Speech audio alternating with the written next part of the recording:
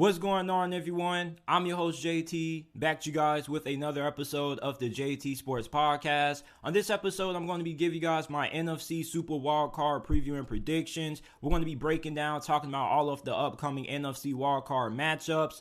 Seahawks, 49ers, Giants, Vikings, Cowboys, Buccaneers, Monday Night Football. Before we get into it, if you haven't already, make sure that you leave a like on the video and subscribe to the channel. We upload NFL and college football content daily. Make sure that you check out the JT Sports Podcast. Every single episode and video that's uploaded on the channel is available in audio format on all podcasting platforms. Apple, Google, Spotify, Amazon, wherever you get your podcast from, you can find the JT Sports Podcast. If you enjoy this episode of the pod, share with a family member, friend, or acquaintance, and leave a 5-star review if you enjoy. The Seattle Seahawks are going to be going on the road to take on the San Francisco 49ers. This is the third time this season these two squads have met up, and the 49ers in the previous matchups have wiped the floor with the Seahawks. You know, it has to be one of the biggest surprises of the year to see the Seattle Seahawks in the freaking playoffs. If you remember what the narrative was about the Seahawks before the 2022-2023 NFL season kicked off, many people expected the Seahawks to be probably the worst team in the NFL, either them or the New York Giants, and we felt like Seattle and the Giants were going to be competing for the number one overall pick to see who was going to have the chance at drafting Bryce Young. Well, it turns out neither one, because both of them made it to the playoffs, the Giants and the Seattle Seahawks. And if we were currently in the month of August right now, right, and we had the time machine, we had the ability to jump forward to see who was in the playoffs this season, if you were to look and see the Seahawks and the Giants in the playoffs, you probably would have said, what the hell happened this year? You look at Pete Carroll, I think him and Brian Daboll should share the honors of NFL Coach of the Year. Both of these two guys did a fantastic job with their squads. You look at Pete Carroll with the Seattle Seahawks squad.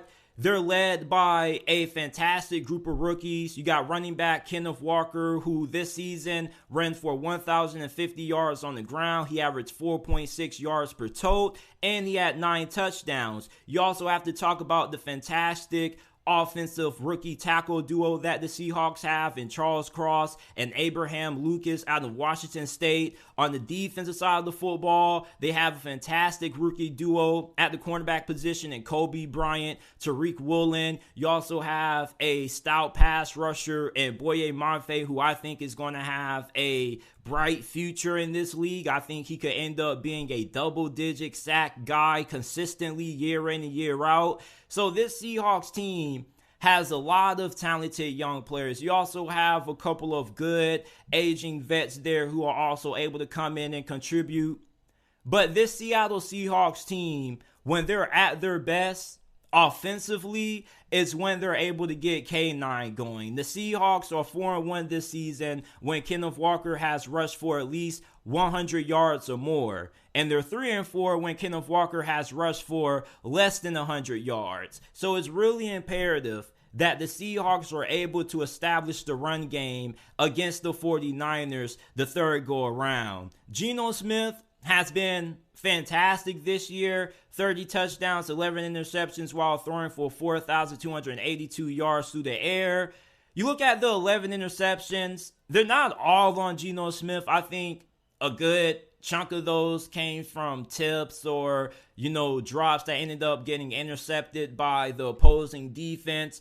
Geno Smith has been really good for the Seahawks, but at times when the Seahawks ask him to do too much, they can get in trouble because then their offensive tackles kind of end up struggling from time to time. And it's just when you have a team with so much young talent, there's going to be a lot of growing pains. And this season, the Seahawks went through a lot of growing pains. However, they were able to win their last 2 games against the Jets and the Rams, and that's how they were able to get into this spot.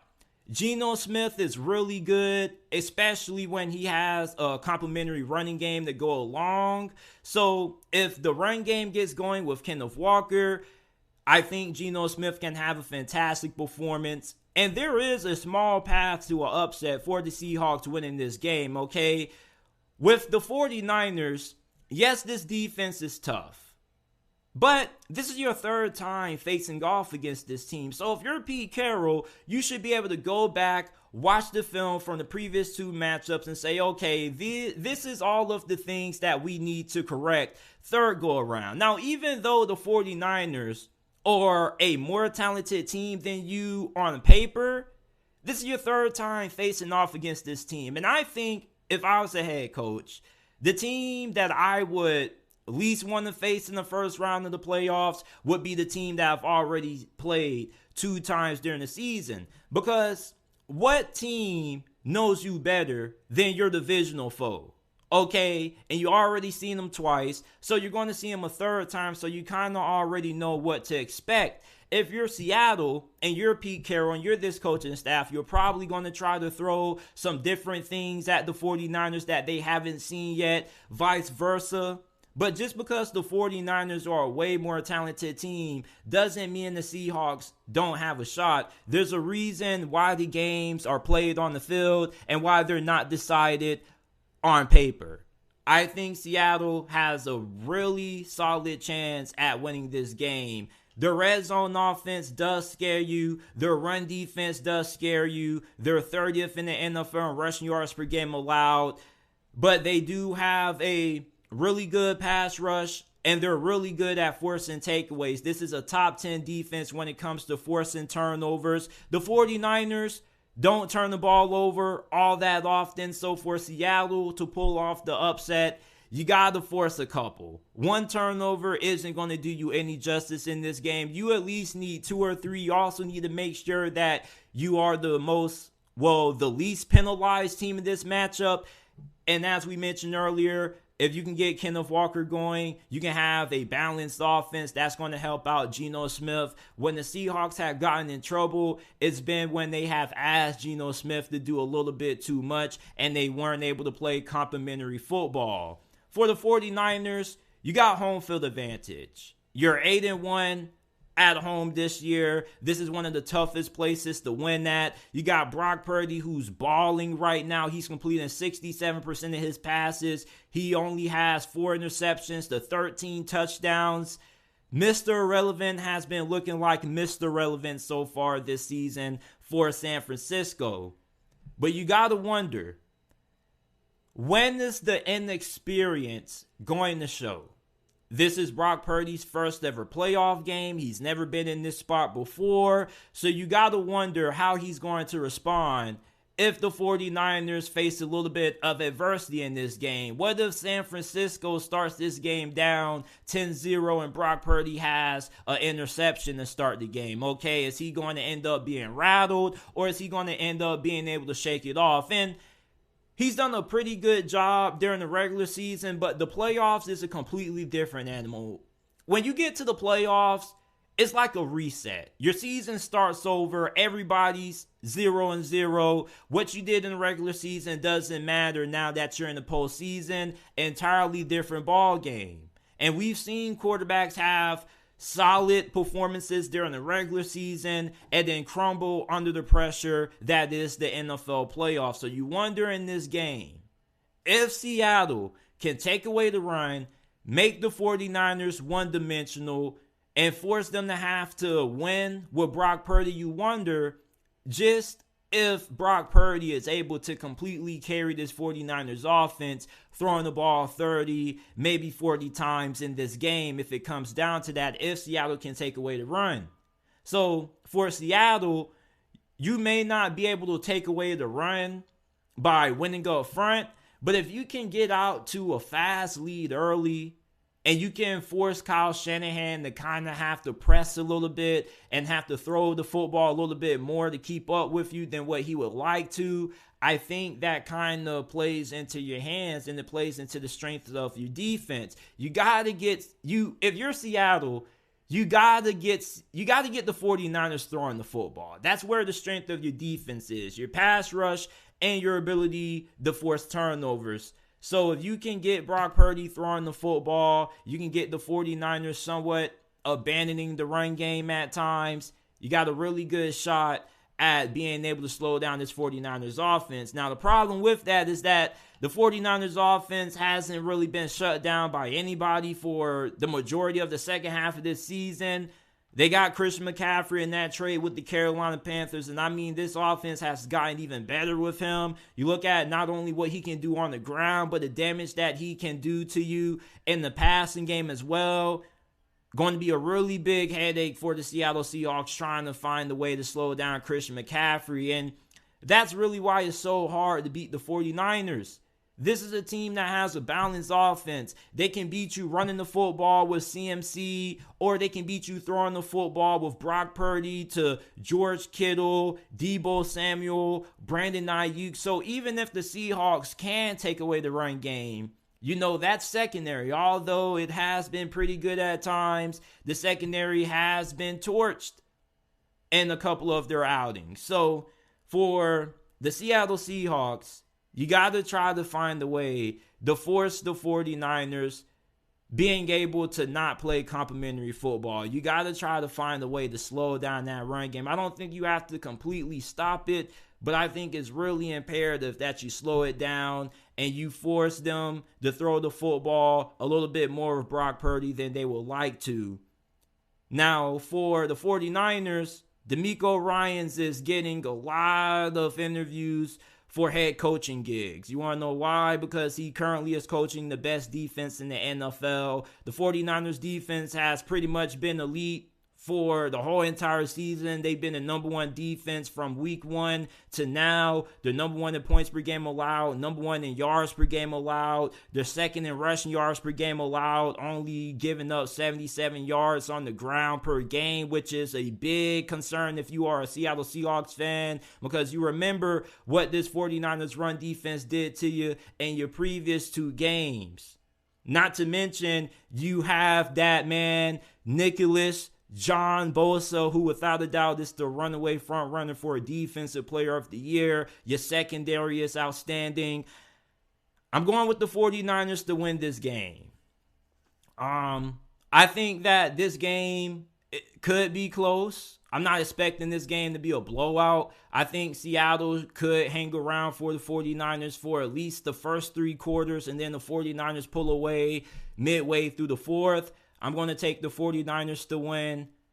27-17 is my final score prediction for this matchup.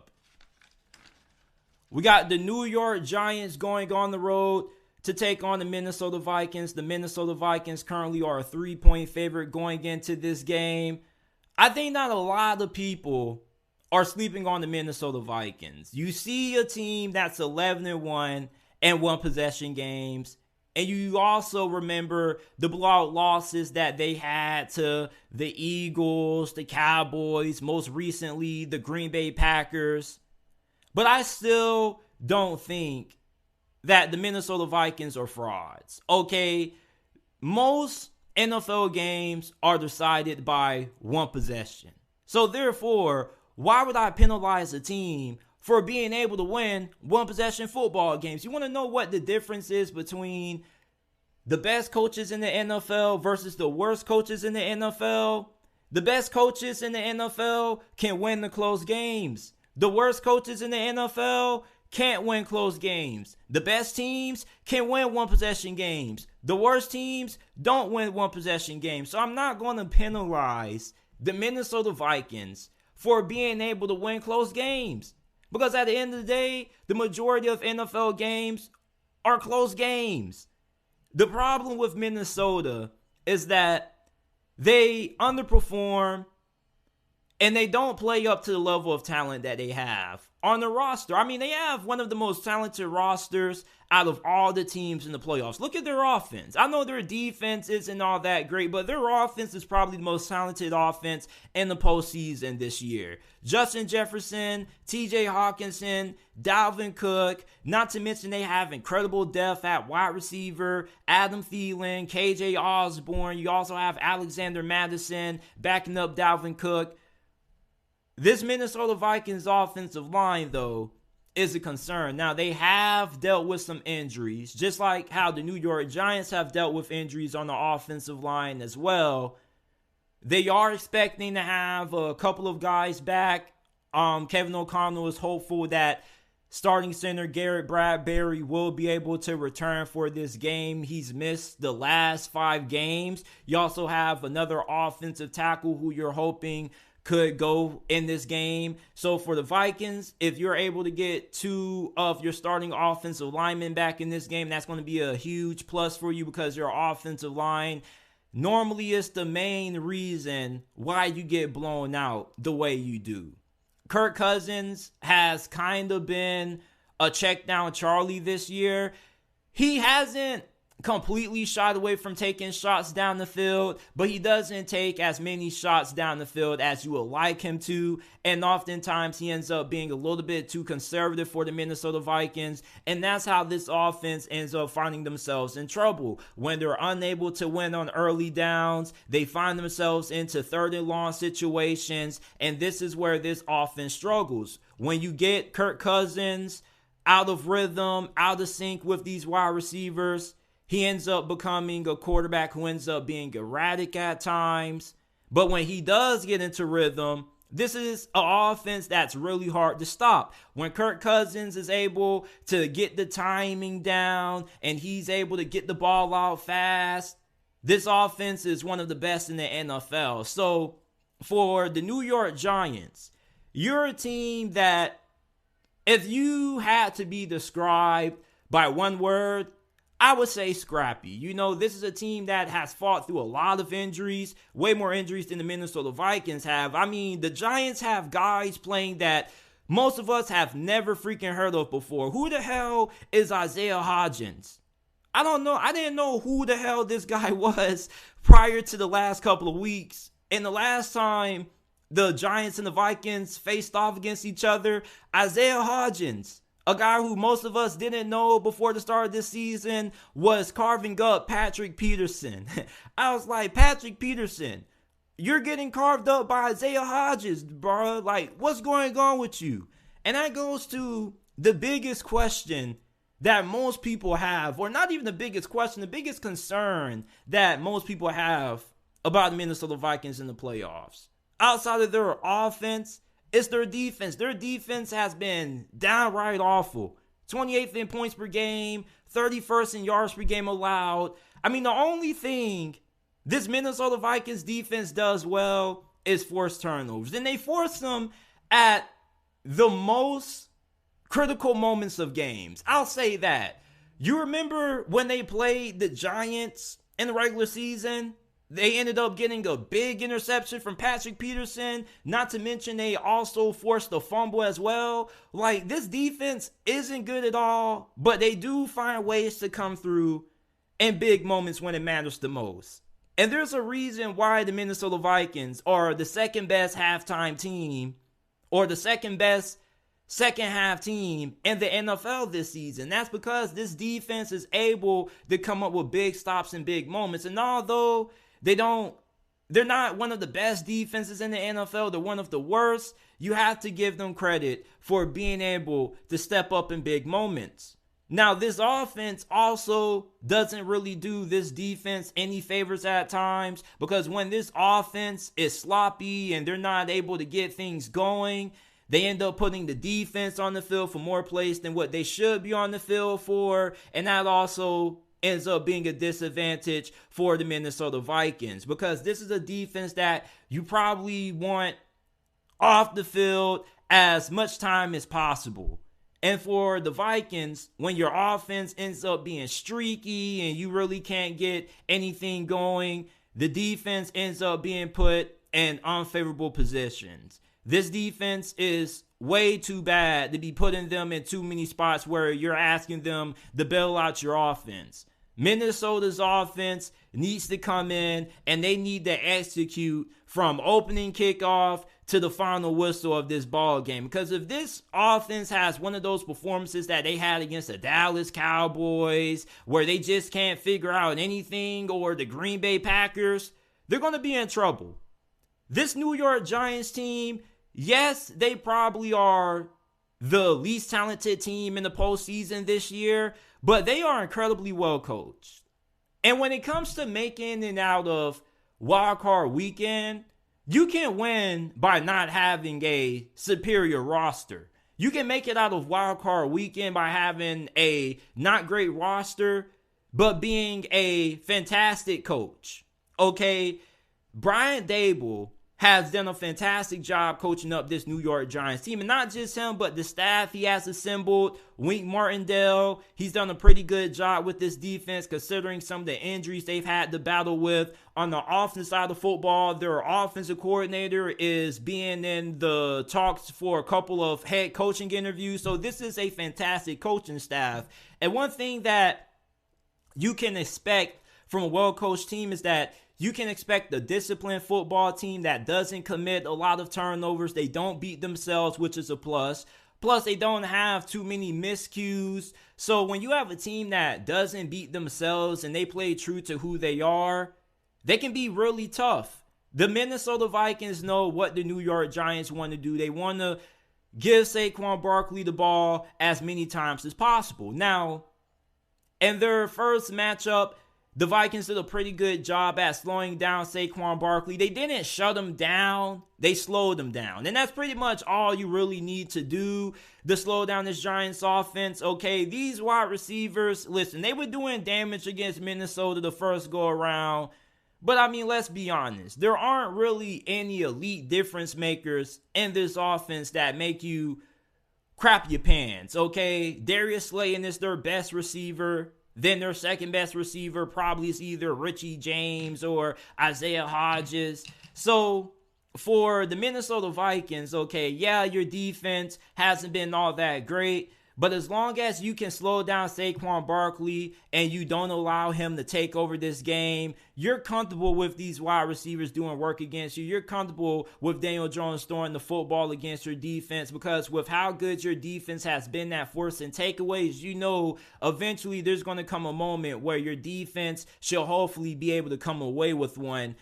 Now, the run defense for this Giants defense is a big concern of mine. They're 27th in rushing yards per game allowed. They're giving up 144.2 rushing yards. Huge concern when you're going against a team like Minnesota with the running back group that they have in Alexander Mattison, Dalvin Cook.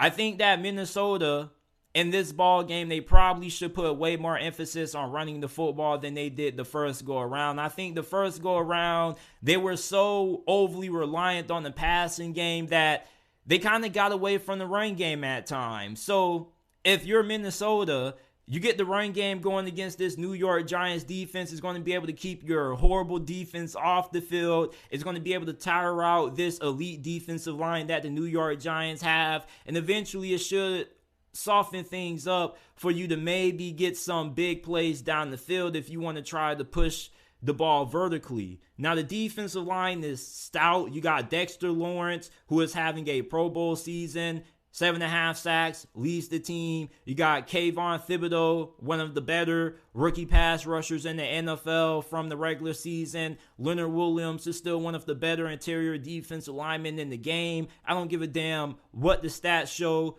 Tell me what the film shows when you put on Leonard Williams. The dude is one of the best interior defensive linemen in the game. So with this defensive line being good, they have the ability to get after the quarterback.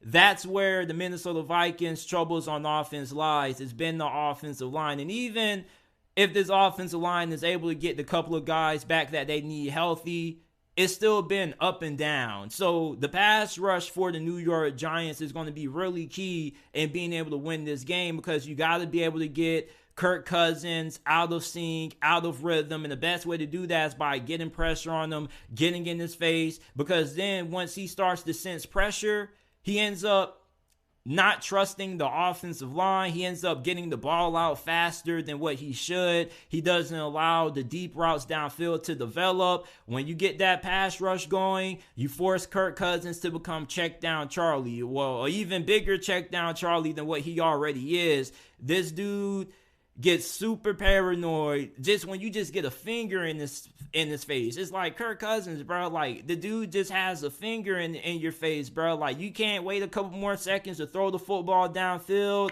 So for the New York Giants, another way that you can win this game is by forcing Kirk Cousins to beat you throwing the football downfield, okay? Kirk Cousins can push the ball downfield, and he is a pretty accurate deep ball thrower. The problem is that he is really hesitant to push the football downfield because he'd rather take what the defense gives him underneath. So if you're the New York Giants, you're Wink Martindale, you got to try to take away the short stuff. Force Kirk Cousins to beat you throwing the football downfield. You want to get him uncomfortable. Okay, when you're in the playoffs, these teams pretty much already have who they are set. Nobody goes into the playoffs and just completely changes who they are as a football team. If Kirk Cousins was a check down Charlie in the regular season, he's most likely still going to continue to be a check down machine in the playoffs. I don't really think that's going to change. So if you're the New York Giants, force Kirk Cousins to beat you downfield. Don't allow the easy, short, intermediate throws that they get to Justin Jefferson or TJ Hawkinson. Like, force Minnesota to beat you throwing the football downfield. Now, another thing that I like about this New York Giants defense is that although they may not be the most outstanding defense statistically, stats-wise, this is a defense that pretty much is in the middle of the pack. This is probably one of the best situational defenses in the NFL. They know how to get off the field on third down. They have the 5th best third down defense in the league. They also can get you off the field in the red zone. You get into the red zone against the New York Giants, they force you to come away with field goals versus walking away with touchdowns. And that's a big reason why this team kinda is in the situation they're in. Their offense has been good enough, but their defense has done a really good job situationally being able to get opposing teams off the field in third down situations and stopping you when you get inside the red zone, which is why the New York Giants are that scrappy team, because they're able to find ways to keep the game close, and then come the fourth quarter, the last couple of minutes, they find a way to steal the game from you. For the Minnesota Vikings, you were able to escape last time because Greg Joseph made that long field goal. But this go around, if the New York Giants get the ball in the fourth quarter and they can get the run game going and Saquon Barkley is having a game, you're going to be in trouble. And I honestly feel like if the Giants go into the fourth quarter with the lead in this game, I kind of like the Giants. You know, like, I know the Minnesota Vikings are the better team, but with them being the better team, you kind of would like them to come out and show it. The New York Giants, yes, they're well coached. They do have a couple of pieces there, but this is a team that mostly, on a good day against a Super Bowl contender, probably is losing by at least 10 points or more. So for the Minnesota Vikings, I'm taking them to win this game. And I'm going to take them to cover that -3.5. And I'm pretty confident about it. You know, I think the first matchup showed us that even though Minnesota wasn't able to beat the New York Giants handily, you know, they still had a pretty good amount of success moving the ball efficiently on offense. Their defense was able to come away with a couple of turnovers. And the New York Giants, yeah, they had a couple of good drives, but for the most part, you know, this Giants offense is really limited. And when you have a limited team in the playoffs, there's only so much you can do. You have to scheme up everything. You have to coach your tail off. And eventually, the talent plus the coaching is going to be a little bit too much. I don't think Kevin O'Connell is a bad coach. As a matter of fact, I think you probably could consider him a top 10 coach based off this season. I mean, the Vikings are in the playoffs. They know how to win close games. For Minnesota, I'm going to take them to win this game, not just because they're the better team, but because I think they have more ways to win compared to the New York Giants. In the playoffs, it's all about finding ways to win. Yeah, teams have their identities, but they also have a plan A, B, or C. At least that's what you need to have if you're trying to make a deep run in the playoffs, you got to have multiple ways to win. Some games you may have to win by your defense getting a big stop. Other games you may have to win because of special teams. It's just that the Minnesota Vikings know how to win different ways. Their offense can win in a shootout. Their defense can make the necessary plays needed to win. And you look at the New York Giants, yeah, their defense is solid, but their offense is mostly Saquon Barkley or bust. If they don't get Saquon Barkley going, the offense more times than not is going to struggle. I'm going to take the Minnesota Vikings to win this game.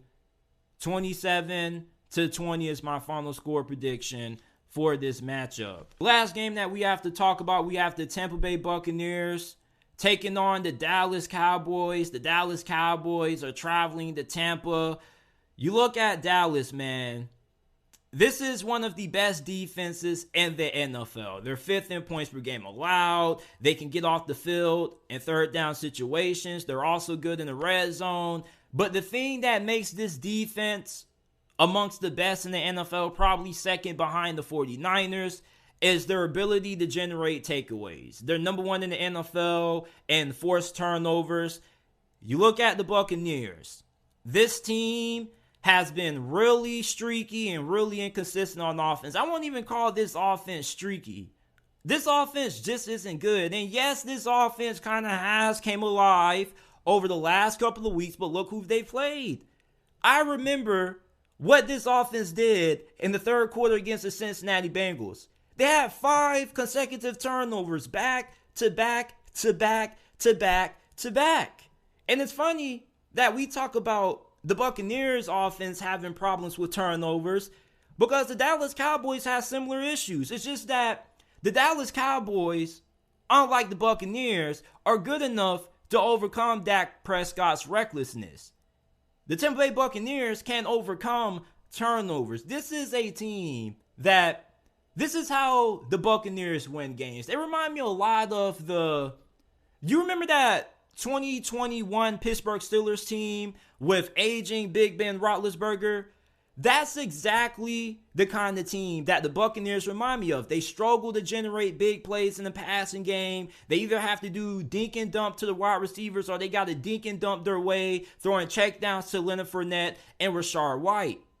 You remember the Pittsburgh Steelers that same season. They were doing a lot of dink and dunks, a lot of quick throws, getting the ball out to the receivers fast, and then they would either try to dink and dunk with Najee Harris, and then when that wasn't working, guess what they used to do? They used to go no huddle. Same thing the Tampa Bay Buccaneers do when they can't get anything going on offense. They go no huddle. Now, the no huddle approach has worked for Tampa Bay, simply for the fact that they weren't playing a defense as good as the Dallas Cowboys. And this is where my questions lies when it comes to this game, okay? For the people who are saying that the Buccaneers are going to come out and surprise us, how?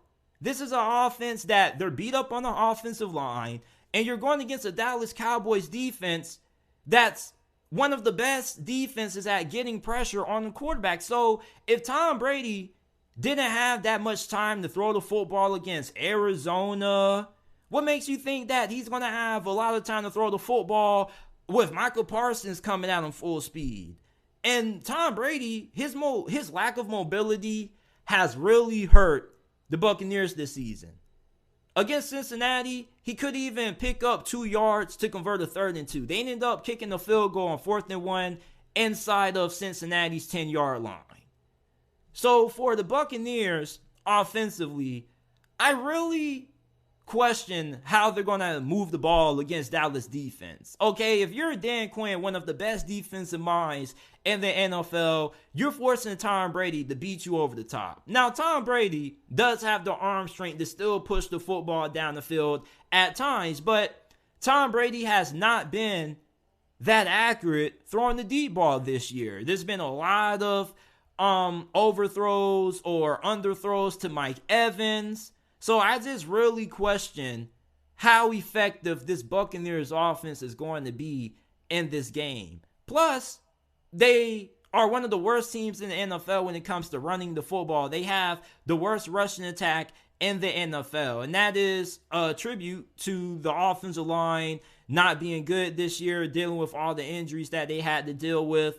So if you can't run the football and you struggle to generate big plays in the passing game, how can the Buccaneers possibly win this game? Well, the Dallas Cowboys are the Dallas Cowboys. And what I mean by the Dallas Cowboys being them is that this is a team that they're super talented. As a matter of fact, I think if the Dallas Cowboys weren't so turnover prone with Dak Prescott, they probably would be my pick to make it to the Super Bowl. I mean, I'm not concerned about the defense. Outside of whoever they have lining up at that second cornerback spot, I'm not worried about the defense, and I'm not worried about the run defense. I'm worried about this offense being able to take care of the damn football. You don't want to give a team like Tampa Bay extra possessions, and this is how the Buccaneers have survived this year, and it really irritates me, bro. Like, teams play the Buccaneers, and it's kind of like they have this mentality, oh, they don't have a great offense, so we can afford to give them extra possessions and be sloppy, and our defense is going to be able to bail us out. Now, the problem with that is that once you get into the fourth quarter, if the game's close and Tom Brady has the ball with 2 minutes left, and you give him an extra possession, he's going to beat you. I don't know what the hell it is with Tom Brady in the last 2 minutes of games, but something just snaps. It doesn't matter how bad this man plays throughout the course of a game. Last 2 minutes, money time, Tom Brady gets it done. And for the Dallas Cowboys, Dak Prescott's recklessness has really hurt this team in a couple of games. You remember that Jacksonville Jaguars game, right? You know, the walk-off pick six that Dak Prescott threw to Rashawn Jenkins that won the game for Jacksonville and really got Jacksonville on everybody's radar nationally. Same thing last week against Washington. You know, for the Dallas Cowboys, what holds this team back is themselves.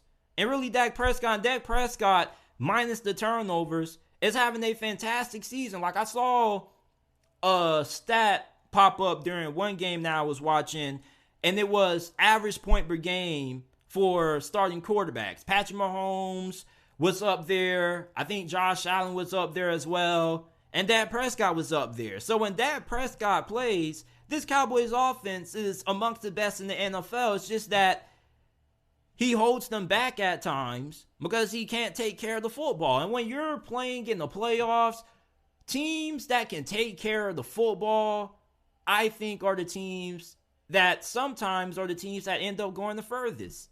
If you are gifting teams like Tampa Bay extra possessions, you're allowing them to stay in the game. And that's the problem when teams play the Bucs. They allow them to stay in the game, and then they end up letting the game slip out of their hands like Arizona did because they can't seal the deal. They allow Tom Brady to get the ball back with 2 minutes left, and then they allow them to go down the field and score. So for the Dallas Cowboys, my biggest concern is really their ability to take care of the football. If Dak Prescott only has 1 interception and 1 turnover in this game, I think they probably win.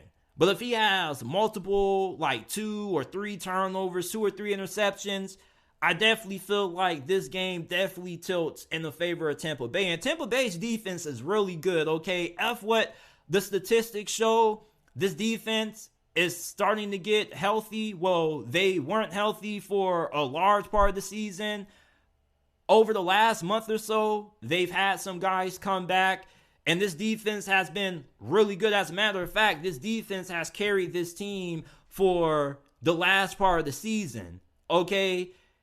This defense has a really good pass rush, and I think that the secondary also has played some really good football as well. Go back to that game against the Cincinnati Bengals. If it wasn't for the 5 gifts, and I say gifts because that's what they were, the 5 gifts that the Bucs gave the Cincinnati Bengals offense didn't really do anything. The turnovers is really what helped them score points. So for the Tampa Bay Buccaneers defensively, their defense is going to keep them in this game. Plus, you already have Todd Bowles, who is one of the best defensive minds in the league. And although he's not a good head coach, this guy can coach some defense, okay? This defense has been doing some really good stuff over the last couple of weeks. So, with this defense being aggressive, you're going against a quarterback who's reckless and careless with the ball at times. So, there's going to be an opportunity to get some turnovers and get the ball back to your offense. I'm really big on the Buccaneers defense in this game. Now, I wonder how they're going to fare against the 1-2 punch of Tony Pollard and Ezekiel Elliott. The Dallas Cowboys are 9th in the NFL in rushing yards per game. And I do think that, one concern that I have about the Tampa Bay Buccaneers is that I think that this Dallas Cowboys offensive line is going to be able to open up the run lanes and get that rushing attack going in this game. And if that run game gets going for the Buccaneers, that's a huge problem because you're an offense that already struggles to score the football as it is. So therefore, every possession counts.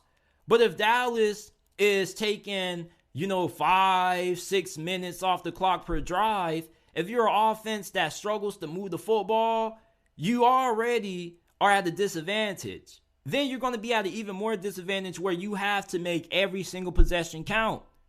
So therefore, if the Cowboys get that run game going and they can win the time of possession battle, I think that the Buccaneers are going to be in a lot of trouble. And then if the Buccaneers get down early, I think this game is pretty much going to be all but decided. If Dallas can get up to a 14 or 3 possession lead at any point in this game, I think it's wraps. I don't think the Buccaneers this year are built to win games coming from behind.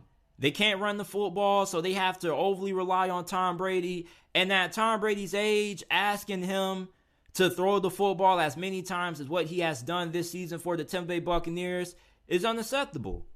And this is why the 2022-2023 Tampa Bay Buccaneers team reminds me a lot of that 2021 Pittsburgh Steelers team that went to the playoffs last season and got outed by the Kansas City Chiefs. I'm going to take the Cowboys to win this game. I won't say this game will be a blowout, but I do think that Dallas will win this game comfortably. I'll take Dallas to win 24-13. I mean, I really can't see the Buccaneers having too much success on the offensive side of the football. And yes, I do understand that the Dallas Cowboys were shut down by the Buccaneers the first time they played. But this Buccaneers team that we are seeing going into the playoffs is not the same Buccaneers team that we saw beat the Dallas Cowboys earlier this season. This Buccaneers team got worse. I don't like the coaching. I don't like the fact that they struggle to generate big plays in the passing game. They can't run the football. And I mean, they can try to get creative all they want to, but at the end of the day, when you get to the playoffs, you don't go from being bad at something to being great at something all that often. Most of the times when you get to the playoffs, you are what you are. So for the Buccaneers, unless this defense is able to force a good amount of turnovers, which they do have a good chance at doing, and this offense can capitalize off it, I got to take Dallas. And I'm not insanely confident in Dallas. If I had to rate my confidence level for this game, I probably would rate it a 2 out of 5, my confidence in Dallas being able to win, mostly because of Mike McCarthy and the playoff blunders that he's had in the past. But with the Buccaneers offense being as bad as it has for pretty much the majority of this year, struggling to generate big plays, having to dink and dump their way down the field, I think that this defense for the Cowboys is just going to be way too much for Tom Brady and company to overcome. And I'm not doubting Tom Brady, okay? I'm just doubting this team and the coaching staff. If Tom Brady has a chance to win this game with 2 minutes left, damn it, he's going to do it. All right? So that's my prediction. I'm taking Dallas to win, and I'm taking them to cover outright. But if this game is close and Tom Brady has a chance to win this game with 2 minutes left, the Buccaneers are going to win. This is it for my NFC Super Wildcard preview and predictions. Leave your predictions down in the comment section down below. If you're watching this on YouTube, make sure that you check out the JT Sports Podcast, available on all podcasting platforms. Apple, Google, Spotify, Amazon, where you get your podcast from. You can listen to the JT Sports Podcast. And I will see you guys shortly with another episode of the JT Sports Podcast.